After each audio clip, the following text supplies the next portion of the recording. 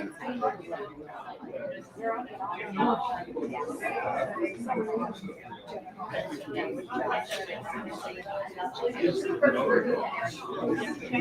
morning, everybody.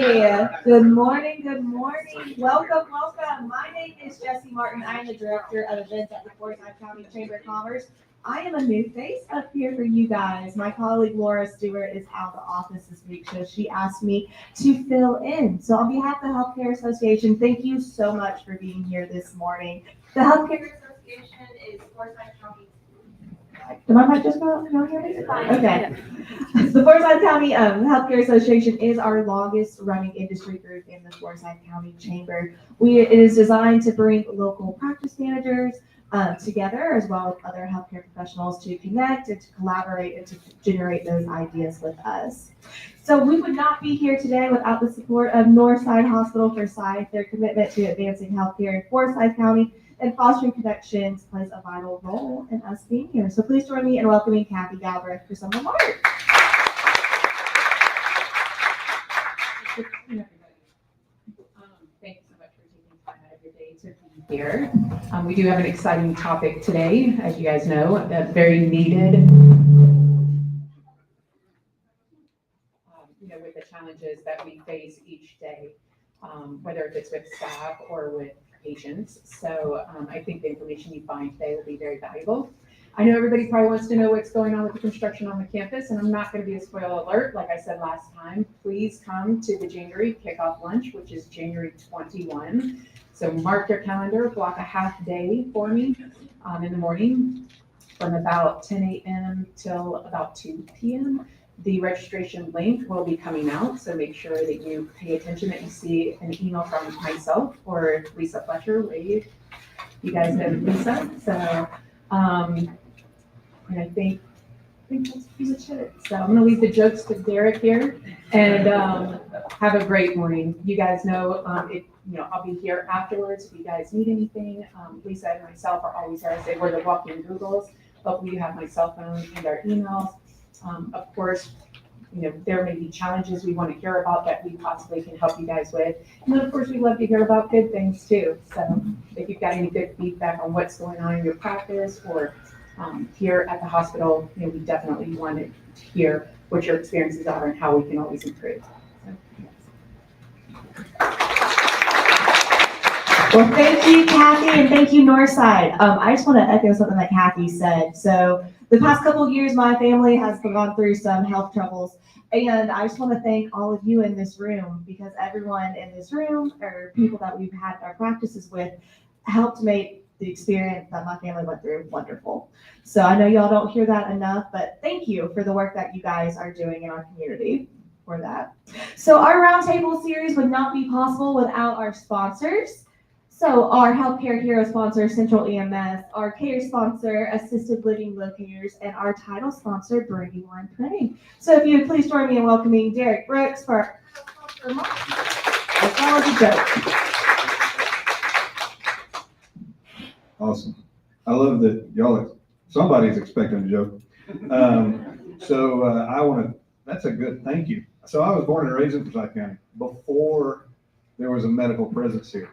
And so, yes, thank you for being here, because I know what it was like before. As a matter of fact, I'm going to tell you, my grandpa, what was it, Baptist? Was it Baptist? Look, some of y'all may have been there. I'm not saying it. I'm just going to tell you what my grandpa said. He said, if I get sick, take me to Alpharetta.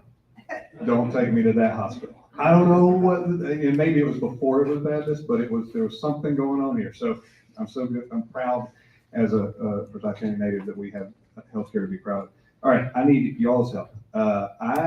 So at this point, y'all have helped me. There's more of you in the room that we help with. I should say this. My name is Derek Brooks with Brandywine Printing. We exist to help organizations succeed by either improving their image or making them more efficient with printed materials. Over half of you in the room have allowed us to help you with that, and we appreciate it. The rest of you, we're waiting, we're patient, we're good. Here's where I need help from y'all. This is a product that we have. We're the only printer in North America with this solution. We brought it from Spain. And we did it for this company actually, which is a pharmaceutical company. So let's say that you're in, they work with dermatology offices. So they have 800 offices and they need their product to be in front of their customers, their dermatology office patients in their waiting room. And they would send them these things and they would never, the offices would not put them up because they're like, we're not gonna put a big sticker on our wall and then tear the paint off and bring it down. So they came to us and said, we need something that sticks to sheetrock. And I said, well, it doesn't exist. And they said, yes, it does. We saw it in Spain. So I did a bunch of research and I bought a truckload of this material. And we can do this. This is static and it sticks to a wall, just static. Now I put this one on our wall April of 2023. It's almost out of static, but I got it to stick up here today once. Look at that.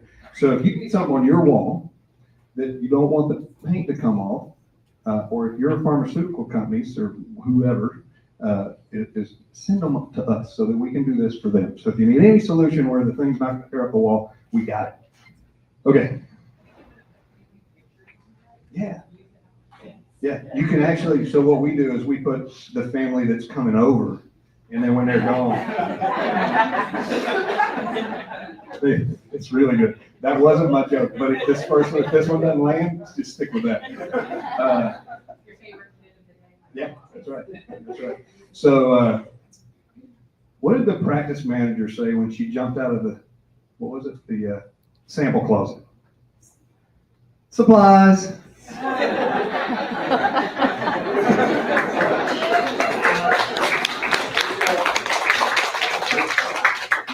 Thank you, Derek, for that fun supplies joke. So we will now begin our roundtable discussion. Today's discussion is being facilitated by Dustin Patton.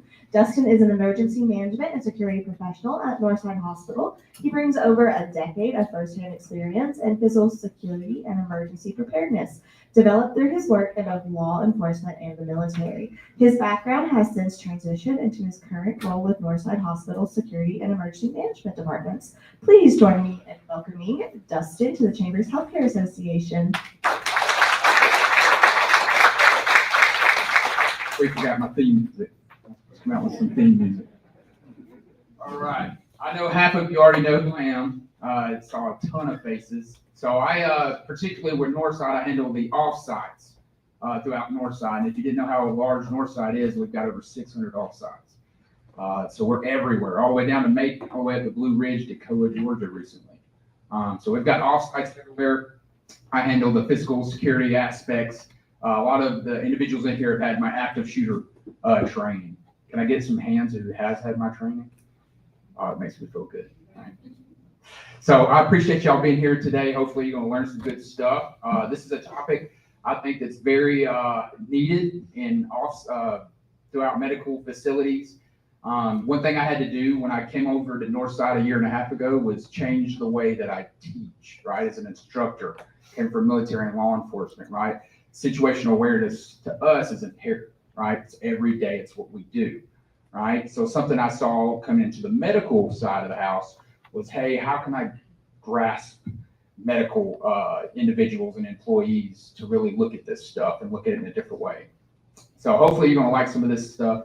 I think it's very needed. It's very 101. This is basic stuff. So I'm not here to give you all kinds of, hey, spend, thousands of dollars and millions of dollars on tools, technology.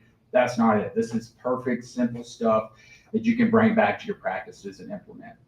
So situational awareness. So what is situational awareness? Somebody give me a broad answer what you think situational awareness is. Yeah. Noticing your surroundings and acting upon it. Perfect. Yeah. Right. Very close, right? So the ability to recognize and understand and anticipate security risk in your environment to prevent harm. So one way I always kind of speak about situational awareness, right? I always give this example. You might be a massive bird enthusiast, right? We're walking out for lunch, right? Because I sit and me traveling everywhere, I watch a lot of individual employees in Northside what their situational awareness is. And we all know some is great and some not so much, right? So you might be a bird enthusiast. We're walking out together. You're noticing two cardinals up in the tree, right? That's your situational awareness because you're what? You're a bird enthusiast. Dustin didn't recognize the cardinals, but you know, I did notice the gentleman in the wood line. Right? So there's a difference in situational awareness, what you're tuned into, and what someone who's situational awareness when it's geared towards security and safety is geared towards, right? So key aspects of what we're going to go over is the perception, right? Perception is observing your surroundings for signs of security threats, right? Comprehension, right? So these are different things. So comprehension is understanding what the observed risks mean, and projection is anticipating potential security outcomes and actions to take, right? So these are the aspects that we're going to go over. So why situational awareness is crucial and important, right? It prevents security breaches, right? Half of you are like, well, duh, Dustin. I know that, right? But it has to be said because it's super important because it's recognizing suspicious activity early. It helps prevent incidents from even happening, right? So it also protects people and property. So it fosters a safer work environment for everyone. That's 100% correct with situational awareness, right? It enhances response time. So I will tell you, huge, coming from law enforcement in Inner Metro Atlanta, right? Early detection gets us over there a whole lot quicker, right? I always hear when I go to offsites, well, really, Dustin, how long is it going to take the police to get here, right? Well, you're right in some instances, right? Wherever you come from, everywhere has different jurisdictions, different PDs, and different sheriff's departments, right?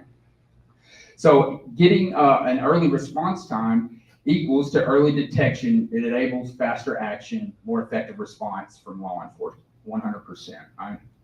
So it also improves threat detection, right? It helps in recognizing subtle signs for security issues, right?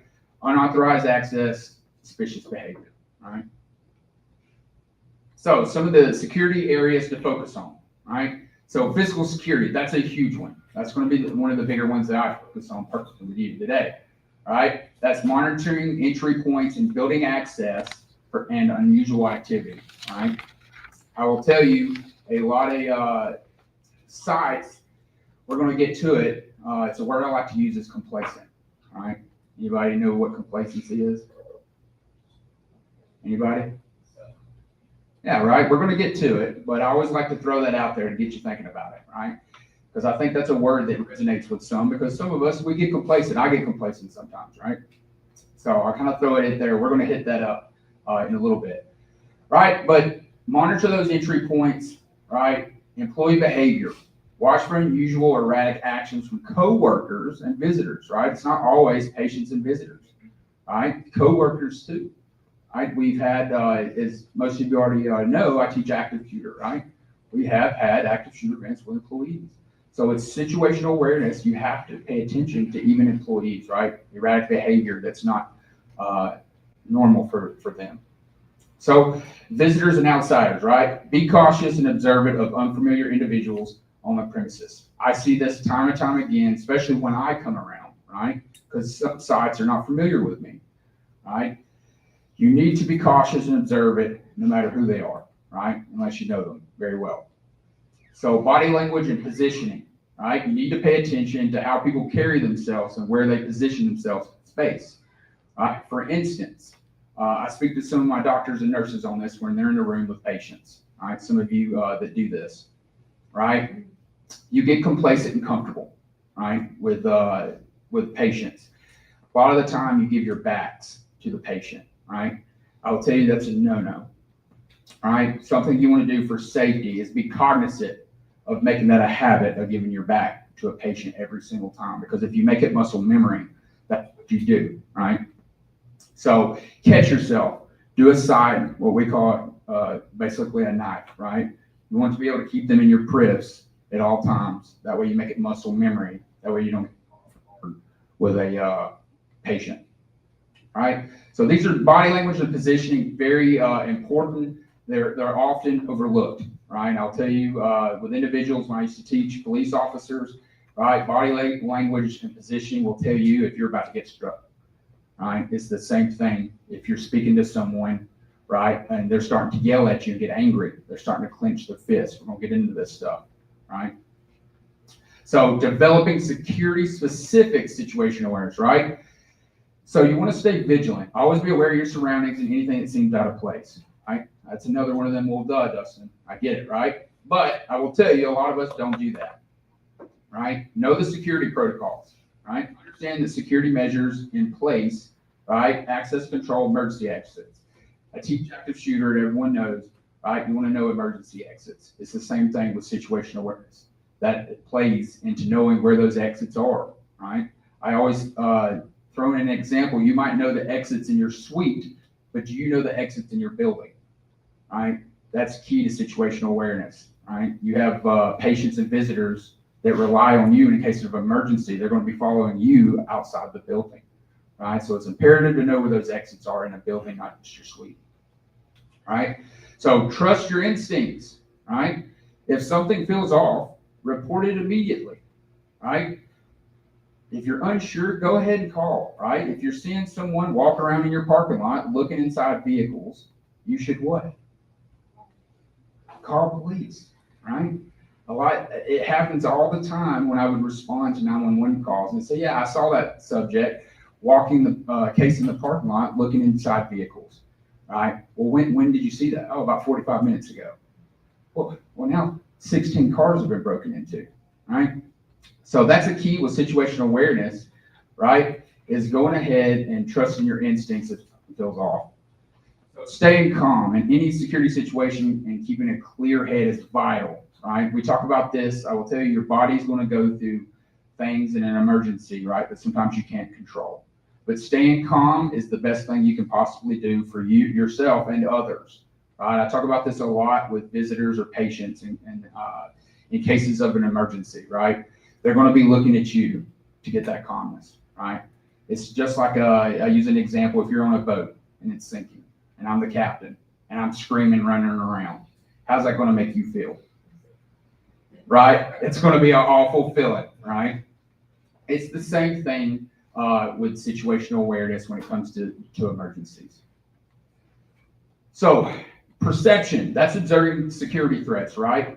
Watch for unauthorized access, be alert for unfamiliar people entering restricted areas, right? If you continue to catch a patient or visitor in the wrong hallway and there's no reason they should be in there, you probably should say something, right? Because you don't know what their intentions are or why they're in that unauthorized area, right? They might be trying to go to somebody's office because they saw a cell phone sitting out.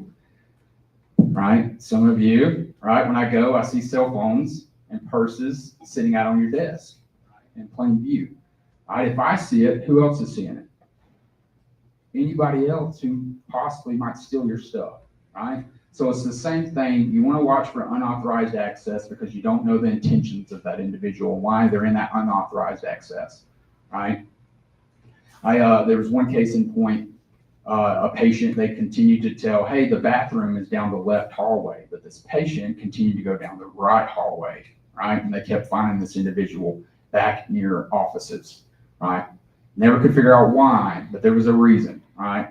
We just couldn't figure out what it was. But it's one of those situations, right? You want to catch it, you want to correct it. So look for suspicious packages. Oh, now we're getting to that stuff, right? Suspicious packages, right? So report any unattended bags or packages. If somebody leaves their items there, the best, safest bet for you as a site is to call police, let them get those belongings and take it, right? That way, if something goes missing, you're not the one that the individual is going to be blamed, right? They will come and get it and put it in property if that person comes back. Hey, where's my purse? The sheriff's department came and got it, right? You need to contact them. You can go to the sheriff's department and pick it up. That covers you, right? So notice behavioral changes. Watch for individuals acting out of the ordinary, right? Loitering, avoiding eye contact. If you continue to see someone in the back of your building in an employee parking lot, that's not an employee, but they're continuing to loiter back there, right? Something needs to be done about it. I deal with that a lot. If you see somebody in an area, right, you not typically see that person in that area, it needs to be addressed, right? So notice behavioral changes, right? So observe body language. Pay attention to how people move or act, as subtle physical cues can indicate stress, nervousness, or aggression. That's 100%, right? I told you we would get into this stuff. So if you're continuing to talk to a patient or a visitor and they're starting to clench their fist, right? They're getting angry. They're starting to pop their knuckles, right? Something in law enforcement we used to see was straightening the pants, right? What is that indicating? They're irritated. Yeah, is that something you should probably pay attention to? Oh yeah, right? 100%, right? They start having veins pop out of their forehead, right? That's what happens to me when I get mad, right? If you see my veins starting to pulsate, it means I'm angry, right? So is that cues that you should pay attention to? Yeah, 100%, right? That's the perception part of it. So signs of concern, right? Now we're getting into it. Crossed arms, fidgeting, avoiding eye contact, or standing too close may suggest discomfort, right? Does it make you feel uncomfortable when someone keeps getting closer to you? Everybody's like, I don't want to answer. It should, right? It should, right? I will tell you one thing that I teach individuals: if someone's starting to get angry with you, you want to keep 2 arm lengths and a Coke can, right? Kind of goofy, right? That's how you're going to remember this. Right? As I told you, I used to teach officers this, had to come up with goofy ways to help you remember, right? Statistically, they've done studies. If somebody's in front of you and they're getting angry, right, you need 2 arm lengths,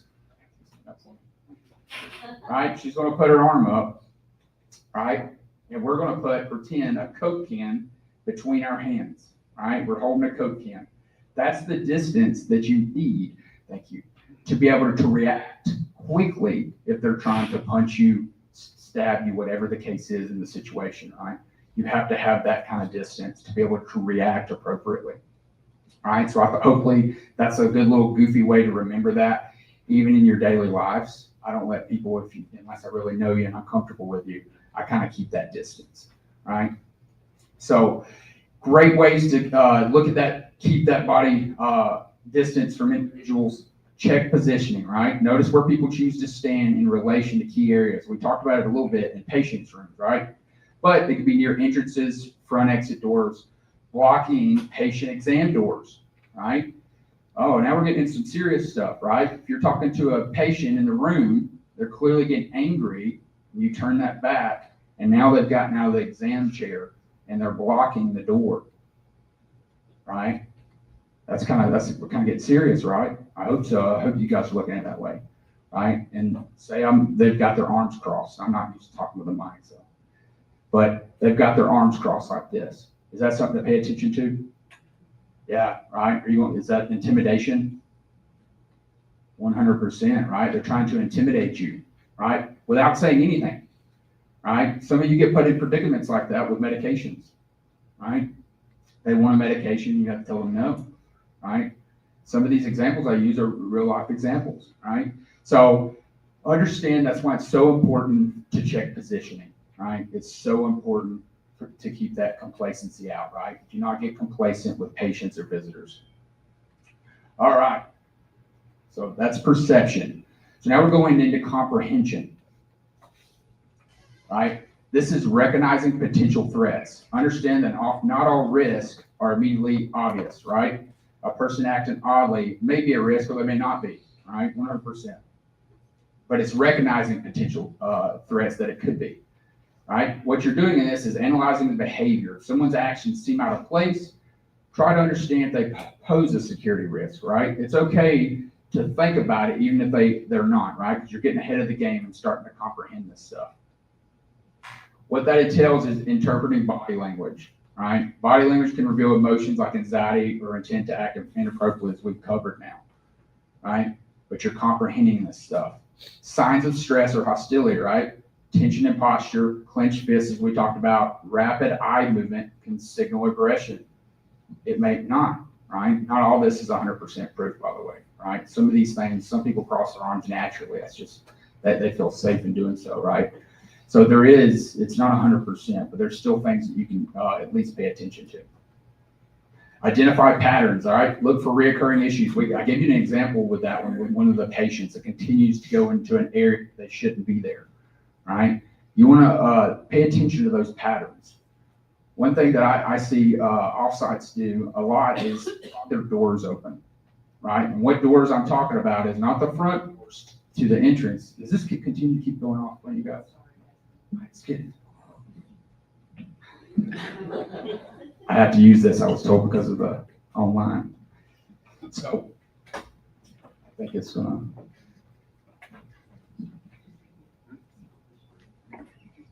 Check. One issue that I continue to see is propping the lobby door that's back to the patient care area. Does that make sense? If you guys are picturing, so not the entry doors, but the door that separates the lobby from the patient care area. All right. If you're propping those doors open, you're leaving a vulnerability. All right. I always advise that's one of the most easiest access for a vulnerability at your offsites, right? Whether you're with Northside or not, right? So if someone continues to use that door and go through it, it needs to be addressed, right? If you have employees that sit at the front desk, make it a habit to where they stop individuals if you don't have access, badge access, or door locks on those type of doors, which is some places that I visit, that's okay, right? But it's something to look into. There is cost-effective ways to make those doors safe, right? But it's something that needs to be addressed. Change your employees to stop individuals and ask them, hey, can I help you, before they go through that corridor or that door, right? One thing I deal with too is employees. If you know I'm married to Sue in the back, right? Just because you know that as an employee, you shouldn't just let Dustin go on back, right? What needs to happen is you call Sue that's in the back and say, hey, Dustin's here, right? Let Sue come get me. Right? Because you don't know what's going on in people's personal life. Right? I think we can all agree on that. Right? So it's one thing that I always advise for situational awareness is to stop individuals from just going on back, whether you know that person or not. Right? Call that person, let them come get them. Right? Because it could be a situation where they say, oh my gosh, you need to call police. That person has a TPO on. Right? That's real life scenarios that you got to pay attention to. Right? So understand that stuff, but identify those patterns. If it keeps reoccurring, go ahead and stop it, right? If you're seeing that pattern continue to happen over and over, something needs to be addressed, right? Especially because we're all leaders in this room. It's one thing to see that, but it goes a long way if you're making that pattern stop. So we've covered comprehension, right? That's understanding threat. We're going to pull this all together in a little bit, right? Projection. Right? Projection is anticipating security outcomes. Predict actions. Consider how a security threat may escalate based on the behavioral observed, right? Now you're observing this, right? You're projecting what this might mean to you or others in your business. So evaluate the consequences, right? Assess the potential damage if the threat is not addressed, right? If you see a person coming into your business with a ski mask on and a hoodie over their head, right? You need to project what could happen by observing that, right? I'm seeing that person come in with a ski mask on and a hoodie over their head, right? I'm now projecting and evaluating what the consequences are if I don't do anything, right? Some of you at your sites might have panic buttons, right? Panic buttons are a great tool. I told you I'm not here to sell you on tools, right? If you don't have them, but panic buttons work great, right? For situations like this, right? But utilize that panic button, right? One thing I always advise sites, if you have panic buttons or you're looking into it, everyone should be aware of where that panic button is, right? Not just the person that sits beside it. Everyone should know where it's at, how to utilize it appropriately, right? So take preventative actions, right? If you identify a potential security risk, we talked about it, doors being propped open, notify security or police, right? Or advise the employees to quit doing it, right? If you see somebody propping a door open that's not an employee, you need to address it, right? I see a lot with individuals that are dealing with deliveries, for instance. I'll come to a site and the back door is propped open, and I'll see it being propped open for 20, 30 minutes. And I usually ask, hey, what's wrong with the back door? Why is it propped open? Oh, we're getting deliveries. Well, I've been here 30 minutes. Right? So I apologize again. I'm bad. Right? So one thing you need to do with that is address it, right? Even if you're getting those deliveries, somebody needs to stand at the door until the delivery is done, right? Because if that door is propped open and there's nobody watching it, you don't know who's coming in and out, right? And as we've covered, theft happens, right? And worse scenarios could possibly take place, right? So use body language to gauge intentions, right? We've covered this a lot. There's a reason. Body language is super important when it comes to perceiving situational awareness outcomes, such as pacing, erratic movements. Recognizing these signs early can help you anticipate these actions, right? We've covered it over and over, and there's a reason, because body language is super crucial to situational awareness. I cannot tell you that enough, all right? All right, so I told you we're gonna get to it, complacency. What do you guys see in this photo? Danger, right? 100%. He's sitting on the train tracks reading his newspaper, right? Yes, this is, taking it overboard. We can agree. But some of us get very complacent even in minor situations at our place, right? Just as we've been talking about a lot, keeping a door propped open. That is a very small thing to a lot of you, right? But can that turn into something big just as much as this? Yes, 100%, right? It happens every day. So understand complacency is the state of being overly comfortable or relaxed about security risk, often due, right, to familiar routines and underestimating the likelihood of the threat. I hear that all the time, right? It's throwing me off with this microphone. It is keeping me on my toes, right? So, catching those complacencies, I hear it all the time when I go to offsites. Well, Dustin, right? I think I heard some. I've lived in Forsyth my whole life, right? Can we agree Forsyth has changed dramatically? A little bit, right? I hear that all the time when I go to sites, and they're like, "Oh, Dustin, I've worked here 30 years, nothing's ever happened," right? That is what? Very complacent, because as we're discussed, right? Certain areas are changing dramatically. Right? I grew up in Brazelton. Anybody know where that's at? Has Brazelton changed if you're familiar? Yes. The hospital, there's a Starbucks, steak joint over there. I used to ride four-wheelers where that hospital is, and the cow pastures. Right? That was cow pastures. So I will tell you, things have changed dramatically. Well, Dustin, what does that mean? Why are you bringing that up? Well, there's a simple reason. With more people brings what? For this subject, what does it bring? More crime. Yeah, that's statistics. More people means more potential crime because there's more people to be able to do it. Right? That's basic statistics. So it's something you've got to break. That's one thing I push when I go to offsites is break the complacency. Whether you've been there 30 years, implement security protocols, right? Have discussions about this stuff. Because complacency, everybody's heard the phrase complacency kills. Right? Y'all know my background. I will tell you this is lot is complacency, right? Because it can get you killed or get people hurt. It's the same for you though, right? 100%. If you're getting complacent at your site, especially as leadership, right? They're going to follow suit in your employees. They're going to get complacent too because they're looking at their leadership doing it, right? We're going to get to that. All right, so red flags. We're kind of pulling this all together now, right? These are the red flags to watch for. Unusual behavior, there it is again. Employees or visitors displaying odd or aggressive behavior, acting nervous or avoiding questions, right? I deal with that a lot with sites I get phone calls about, right? Body language, there it is one more time. People exhibiting signs of stress, anxiety, right? Tense posture, clenched fist, erratic eye movements.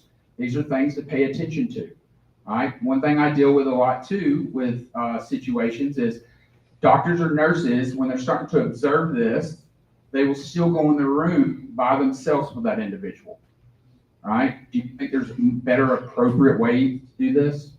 If you've got to go back to the room, maybe bring a battle buddy, that's what we said in the military, right? Bring another coworker in there, right? They can pretend to do something, right? That doesn't have to stand there like a bodyguard, right? And make it the whole situation awkward. You don't have to make it that way, right? But one thing I always push is if someone's giving you these signs, don't go in there by yourself, right? bring another colleague in there with you, make it safer for you. I know everybody in here, right, are Kung Fu masters, right? Every time I teach active shooter classes, there's some that raise their hand, right? I totally get it, but there's people that are out there, right, that you don't know their mindset, right? We're all sane people in this room for the most part, right? So think of it that way. If you've got a situation that you already know a patient, right, is given these signs or previous signs. I deal with that too, right? I get a phone call about patients. Hey, we got a patient. I'm reading their information. It's giving me an alert. Well, that's situational awareness. You're paying attention to what's in front of you, right? That's written down about that patient, and you're taking, going ahead and taking extra protocols before that person even gets there, right? So, security policy violations, tailgating. Oh, tailgating. I see that every day, right? Tailgating, that's something, especially if you've got those employees in the front of the desk, right? You've got to tell them to watch tailgating. Well, Dustin, what's tailgating, right? Well, tailgating is if I'm a patient and I'm supposed to be there, and you say, Dustin, Patton, come in the back. Sure. And I get up and another person follows me through the hallway, right? Should you address that person that's following me? Yes, right? But that's not the case a lot of times, right? And I understand some offsites get very busy, right? But it still has to be addressed. Oh, is he or she with you? No, I don't know who this is. Okay, well, hey, sir, ma'am, can I help you? Yeah, I need to use the restroom. Okay, let someone know that person wants to go use the restroom, right? That way someone's aware that someone who's not a patient at that point in time is back there in your care area, right? That way you've got a mental note that that person's back there, right? But tailgating is something, right, that a lot of front, especially in particular front desks, get pretty relaxed about, right? Proper identification, huge. North side, we're supposed to have identification on us at all times, right? I would encourage, because I know not everyone here is north side, right? But having that identification on you at all times, right? Because if you come from a bigger practice, you might not know I'm a new employee, right? I know everybody thinks, oh, I know everybody works here, right? But having identification on you signifies if a new employee doesn't know you, they know you're supposed to be back there, right? So understand that. Checking those vendors, right? Anybody ever get vendors that come to your offsites? Yeah, all the time, right? I will tell you, right? Crime happens with vendors, right? Fake vendors who dress as an imposter vendor, right? So something to incorporate when a vendor's there, ask why they're there, right? Who they are, what they're there to deliver. If you was not tracking that, well, maybe notify maybe your supervisor or anybody else that is tracking that person's supposed to be there before you just let them on back, right? Because just because I throw a little badge on in a t-shirt and I say, hey, I'm here to deliver coffee. Well, maybe you should verify that, right? Instead of just buzzing me on back just because I said I'm there to deliver coffee, right? Understand who I am, who I'm with, make sure you can see who I am, right? So something I kind of quiz pops when I pop in on individuals, I will turn my badge upside or back like this, right? Where you can't see who I am. And I always ask, right, or wait for an employee to say, hey, can I see your badge? Yo, my bad, right? And show them. Pop quiz people like that, right? It's perfect. It keeps you thinking about this stuff, right? Because sometimes when I'm not wearing a logo shirt like this, right, I'll turn that badge, I'll see if the employees will buzz me back. Because I'll say, hey, I'm here to see the supervisor. And some will just buzz me back. They don't ask who I am, what I'm there to do, right? They just buzz me back.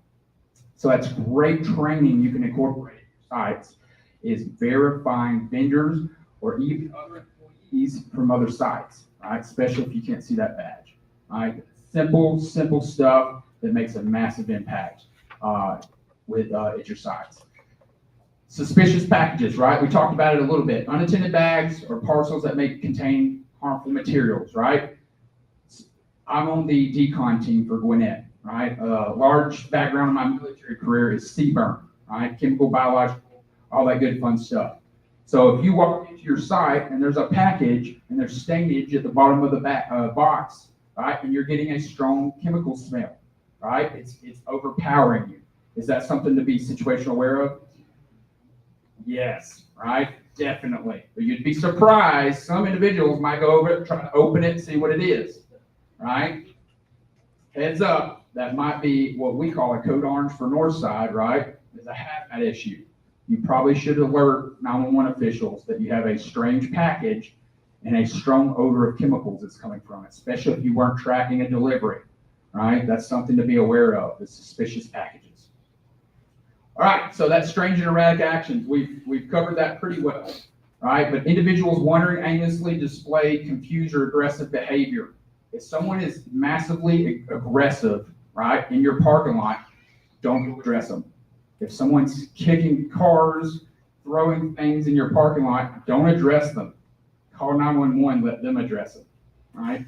I've dealt with that too, right? If someone's outside your office and they're trying to yank the doors off because you're 4 minutes late past unlocking the door, you probably should hold tight, right? I will tell you, because if that person's trying to yank the door off the hinges and they're that aggressive, you probably shouldn't talk to them at that point. Can we agree? Right? And I've had that, especially if you're alone, right? Get another employee with you, alert a supervisor. This is stuff you can start incorporating, right? But if someone's trying to yank the doors off because you're 4 minutes past unlocking that door and they're yelling obscenities, you probably should hold tight and not unlock the door and call police, right? That's for your safety. All right, so we covered red flags. Do you have any questions thus far? Feeling pretty frisky? Feeling good? Okay, I see some heads. All right, good. All right, so how to report security issues. Immediate reporting. If you notice any suspicious activity, report it to security personnel if you have that availability. If you don't, right, management, bare minimum should be management, bare minimum, right? Or police, immediately, right? I know a lot of sites you don't have on-site security, right? That's okay. We're talking about what you would do, right? You call police, bare minimum. If you see something, an employee sees something, they should let the supervisor know, and they'll determine, hey, we need to call police for this, right? So provide details, right? Well, I skipped over direct communication, right? Use available channels. That's self-explanatory. We all know that, but it has to be said, right? So you want to use your phone in person, report any issues promptly. Provide details. That's a big one that I saw a lot of individuals are horrible on, right? And that's okay because you don't have that training for this stuff, but that's why we're going over it, right? Give as much information as possible, including the location, the time, and the description of individuals involved, right? Those are things you should start trying to remember if something's occurring, a description, location, and a time, right? That's super easy to say it out loud, but it's hard when you're seeing something going on and your mind's trying to comprehend what you're seeing, what's going on, right? Because I got more than one story I could tell y'all. We got a description of a person, totally off, not even close, down to what they look like, down to their clothing, right? Stuff you've got to remember. And if you can't remember, write it down on a little piece of notepad, right? Because it might be 20 minutes before a deputy or police officer gets there, and now you've done forgot what they were wearing. Right, that happens a lot. Jot it down on a little notepad that's beside you to help you remember these things where you can give a good description. Remain discreet, right? You want to remain discreet. Don't publicly discuss security concerns. That's one thing that sometimes managers will come up to you, Justin, we've had this thing going on. This door over here is not working. The badge access is off, right? Let's talk about it back here, right? Let's not discuss. There's a lot of ears, right? You know, those ears, as you already know, a lot of people are always listening when you think they're not listening. We've all learned that, right? So understand you don't want to publicly discuss security concerns in front of individuals, other employees sometimes. That's another one. Don't discuss it because you don't want unnecessary panic or confusion as well, right? If there is a crisis starting to occur, right? Don't discuss it in front of everybody. All right. Creating a culture of security awareness, right? Employee engagement. Encourage everyone to stay alert and practice situational awareness. That's a big one. You've got to talk about these things. As leaders in this room, you've got to be the one to engage your employees and get them talking about this stuff and thinking about it, how it makes sense to them to start doing these things, right? So regularly hold security training sessions, right? Yearly. Don't just wait for an individual like myself to show up and give the training. Right, that's stuff that you can incorporate at your sites in your quarterly meetings. So share real life examples, right, of security threats to help employees recognize. As you already know, we've had several active shooter events in the last several weeks, right? That's stuff to pay attention to, right? Talk about these things with your staff, right? Understanding these things, what to do, right? For Northside employees, we all know what to do because we do training on this, right? But for my other sites that are here, talk about what would you do in a situation like that? Because we have had several incidents throughout America and Georgia recently. So continuous improvement, right? Regularly update security measures, protocols, and training continuously. Always think about these things, right? Conduct drills, audits, and feedback sessions. I love this. When I go to sites and they say, hey, Dustin, last month we did a little run drill, like a dry run on what to do, right, in an active shooter. So love it. Conduct those drills, audits, right? If you continue to see that back door being propped open because they're getting Grubhub or deliveries during lunch, you need to address it, right? You need to address it because sometimes that Grubhub takes 45 minutes and that door has been propped open for 45 minutes. Pay attention to those things. Address it with your employees, right? Leadership role, we've already talked about it. Security begins with leadership. Management, by example, staying aware and promoting best security protocols, 100%. You are a leader. It's up to you to show that it gets employees on board, right? Because if they see you being relaxed, propping doors open, doing this type of stuff, they're going to follow suit, right?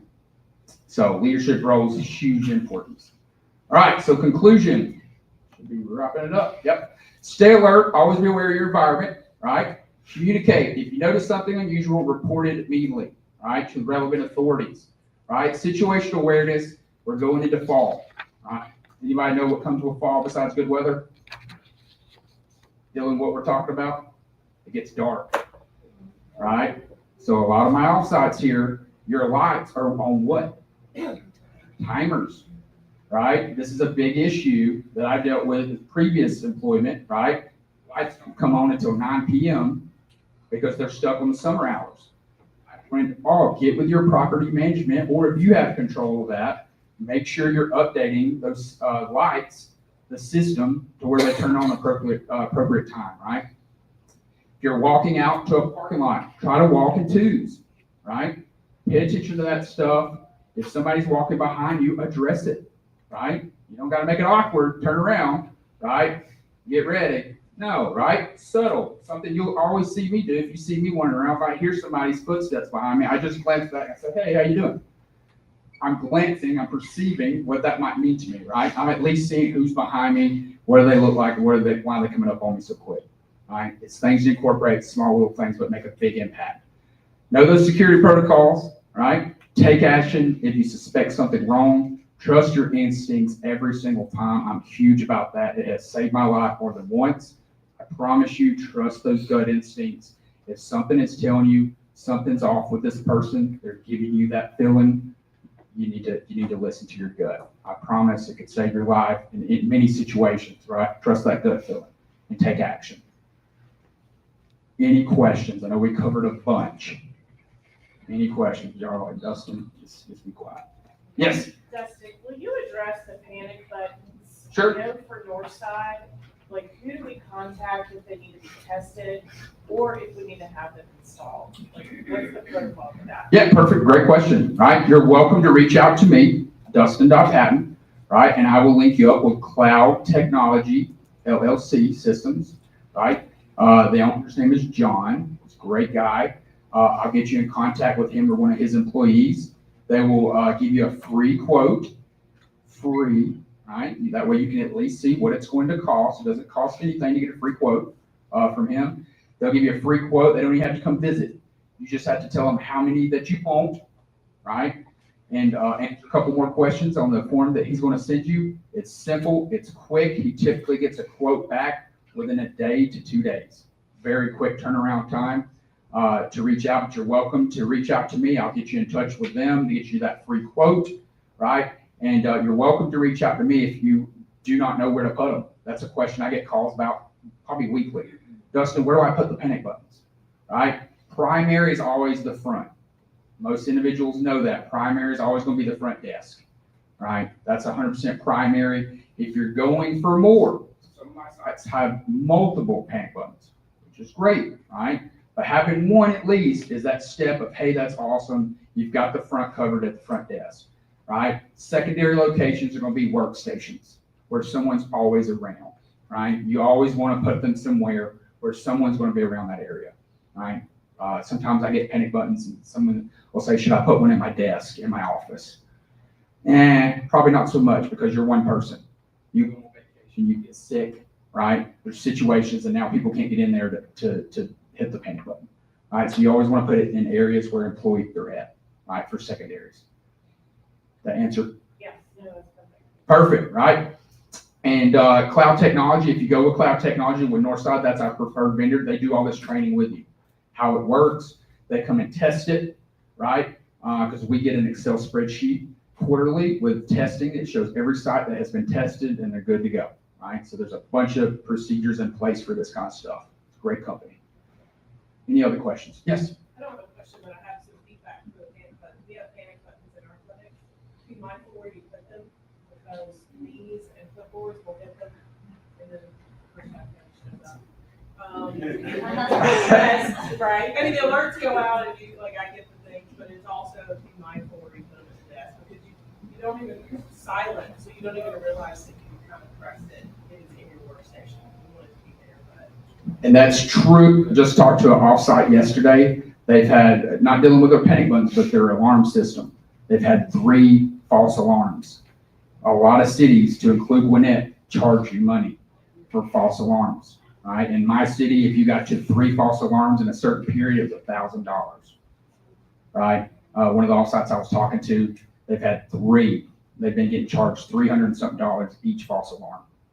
So that is, yes, perfect. Bring that up. Yes. So our panic button, you have to hold it for 4 seconds though. So if somebody brushed up against it, it wouldn't really go off. Typically not, but naturally, Yeah. if you pushing that knee against it, not paying any mind to it, it can go off. But yes, that there is a reason why you have a few seconds to have to hold it now because of knees bumping into it.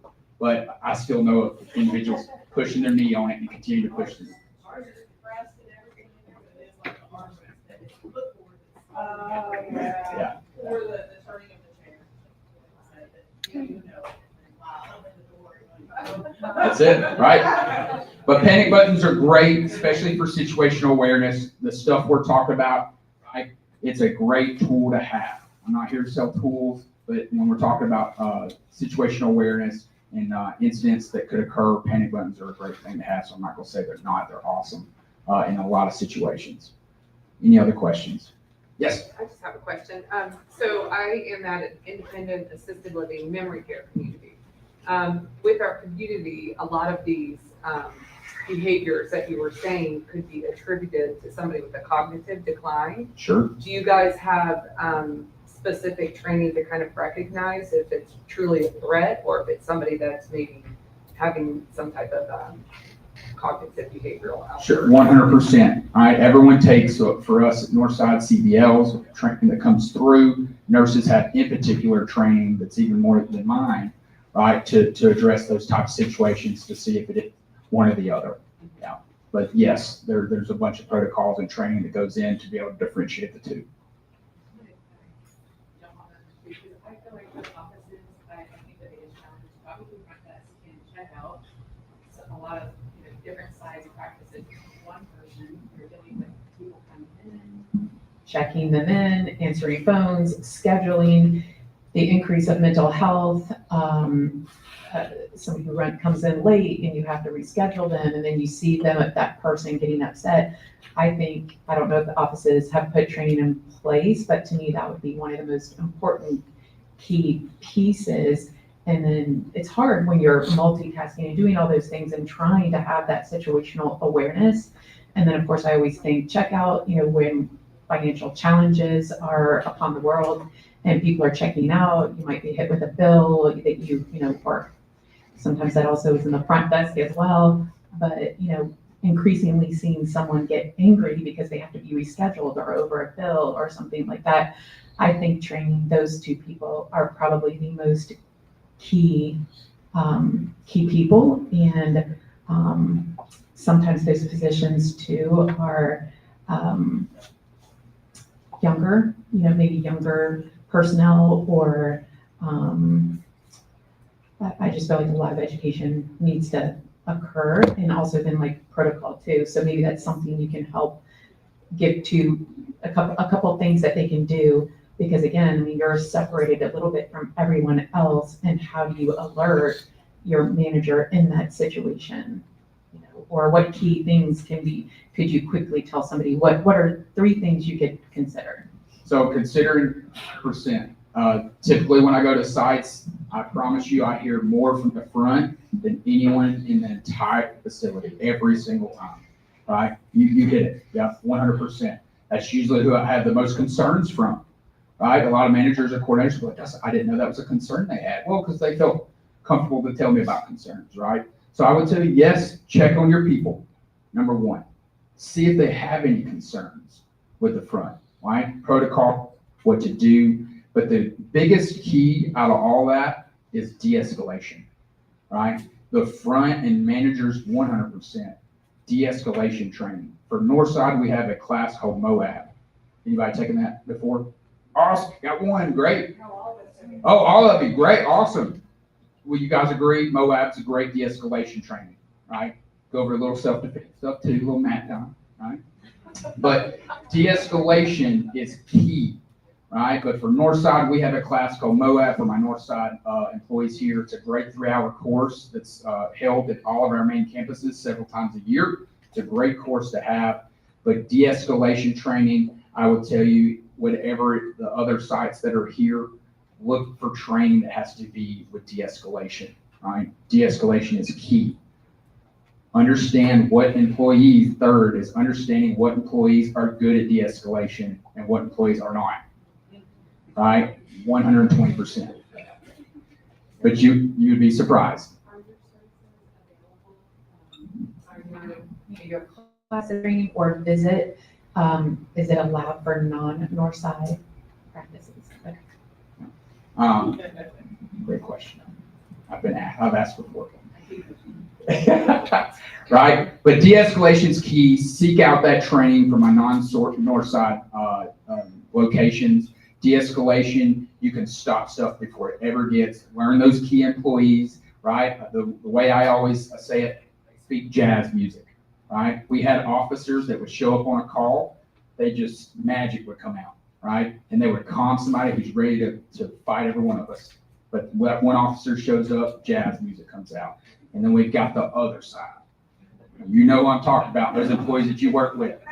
They're the last person that probably needs to talk to the person that's very mad, right? We laugh about it, but it happens, right? And then what occurs? It gets escalated, right? It escalates to something it probably should have never been. If you just would have got that right employee, maybe talk to them, maybe leadership. You have that ability, hop in. If you see one of your employees starting to get a little heated with somebody, hop on in there, right? De-escalate, because some personalities just don't mix, right? Exactly what we were talking about in the front. A lot of younger employees that haven't learned that yet. Some personalities just don't mix. Have that self-awareness to back away, right? She's going to help, right? Be able to be cognizant of that and tell your employees to be cognizant of that. They can tell this person's getting more and more angry as they're talking to them. De-escalate from the situation. Let a supervisor or another employee hop on in there. But great, thank you. Any others? Yes. I just have one more question because I brought to you before we started this whole thing. I had an incident. Anyway, how could I have better maybe explained to the security office the situation? Because what I got at the other end was I better check with my manager, and I didn't get a definitive yes, I'm sending somebody. So I kind of, after 5-10 minutes and nobody showed up, I got a little panicky, so then I called them back and was told yes, in fact, they were on their way. But there wasn't good communication, and I feel like that was partially my fault.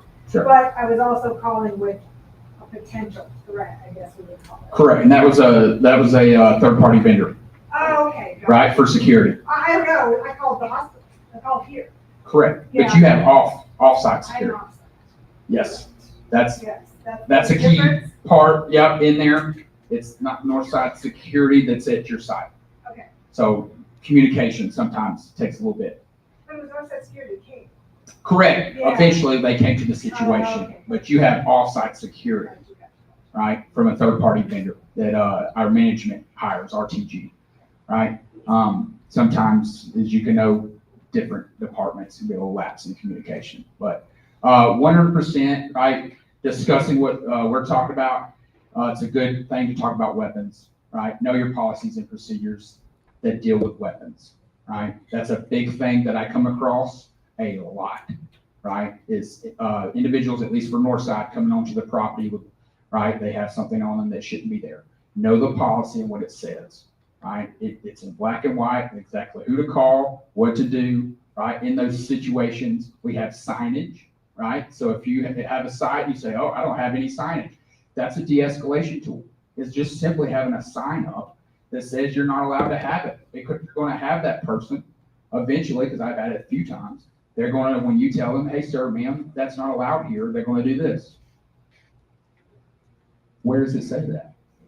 Oh, and now, like we talked about, you've got young employees doing the deer in headlights look, and that's not what that person wants to see, right? Because now they think it's that person having an issue with it and not your company, right, or your business. So know your policies. If you don't have a policy on it, create a policy, right, on weapons, right? Whether you allow them or don't allow them, right? For my others, they're not Northside, right? But for Northside, if you need some signage, I got you, right? I will come put up some weapon signage. It's a great de-escalation tool, knowing where the signage is, right? So once you tell that person that's not allowed here, know where the sign is to be able to point in that direction, right? These are small, simple things that the front can incorporate to de-escalate a situation. Any other questions? I know I'm over time now. Perfect. Well, thank you guys very much. I hope you got something out of this. At least this is just one thing that you learned new today. Go back and incorporate it, because I promise you it will help you in the long run, stop something from ever occurring, or if something does occur, you're prepared on how to act and know what to do. Appreciate it. Thank you, Justin. Wonderful. Well, if everyone can pull out their phones for me, we have a couple quick questions we want to ask you guys. So you can either scan this QR code right here, or you can visit Minty.com and enter that code to participate in our polls. It's on your table too as well. Yep, same QR code. Everybody good? Thumbs up? Awesome. So our first question, just a second. With your operational budget in mind, what level of staffing works best for your practice?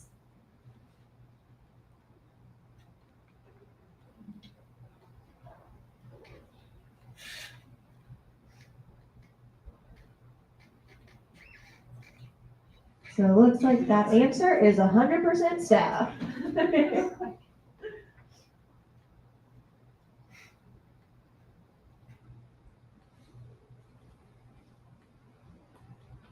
Awesome. Well, thank you guys for your feedback on that.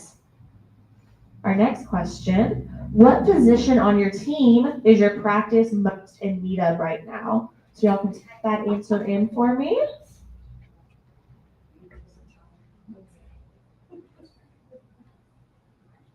We have a scheduler, front desk operator, physician, medical assistant, all good ones. A lot of medical assistants, a lot of schedulers, marketer, that's a good one.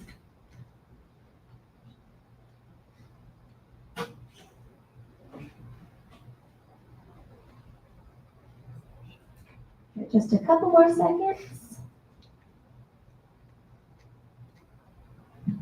Okay. Our next question, what position on your practice's team experienced the highest level of turnover? Medical assistant, scheduler.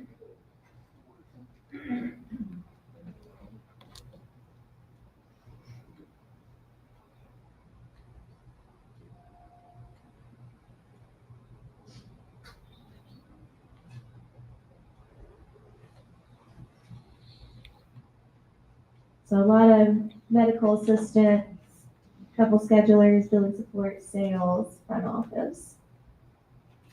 Thank you. And our last question, everybody. What topics would be beneficial for us to cover at our future roundtable events?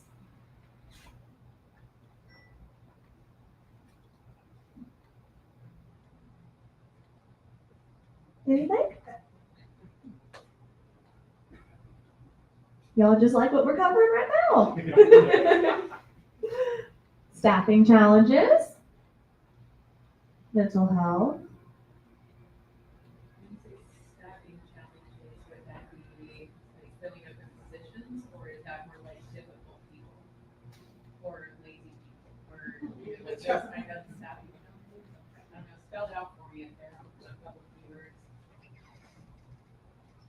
AI, senior care.